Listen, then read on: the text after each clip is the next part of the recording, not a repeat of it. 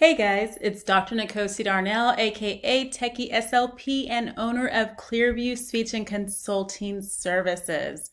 And I really just wanted to come to you today and talk a little bit about my selection of apps and the process that I follow to do so. It is very theoretically based and research-based knowledge.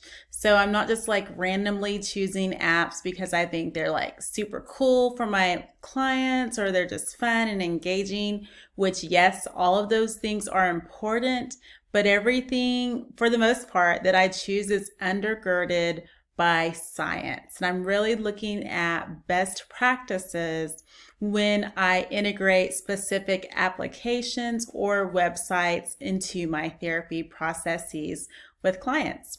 So I'm all about moving students from being passive consumers to knowledge producers, right? I don't just want them vegging out and just like they would do when they're watching television or things like that. But I actually want them to be actively engaged in using those applications to produce knowledge.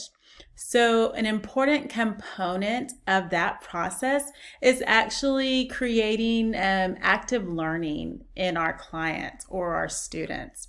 And so when we talk about active learning, it's actually a minds-on approach instead of a minds-off approach in which students are not engaged.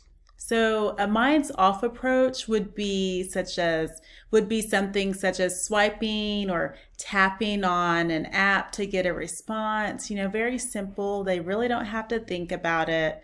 They can just kind of veg out and pick something. If it's a minds-on approach, that's where they are actively engaged in completing a task, such as, trying to figure out where a puzzle piece goes or something similar, but they're having to problem solve. They're actually having to go through a series of steps in order to complete a specific task for a goal. And I left you a little script here where you can refer back to and see where I talk about active learning. There are actually 3 other components to becoming a knowledge producer instead of a passive consumer. And so one quote that I really like is that learning that sticks requires active minds-on learning. So always remember that. It's very important to help our clients move forward in their learning processes by causing them to become knowledge producers. And that doesn't mean that, we're not going to ever use activities that are not necessarily a minds-off approach, but we're going to try to move them away from that as quickly as possible. So let's take a look at my iPad, and I'm actually going to share an app that would be an example of a minds-off activity. This is something that I used fairly early on whenever I started integrating apps into therapy, and it's good for just a starter app, honestly. ABC Actions. It's called ABC Actions, and I'm going to turn the volume down so I can narrate. But as you can see, it pops up with all of these different letters of the alphabet, and you can go to a specific section that you want to work on. So here we have drink, right? And so you can see, this app actually just says the word for them. And the only active portion of it is where they have to go in and swipe with their finger. And as they're swiping, you can see that they're able to complete the task that way, and it just repeats the word. Not super active, not super engaging. They're not having to create anything or come up with a product. So you see, that would be an example of a minds-off object. Now let's go to an example for a minds-on object.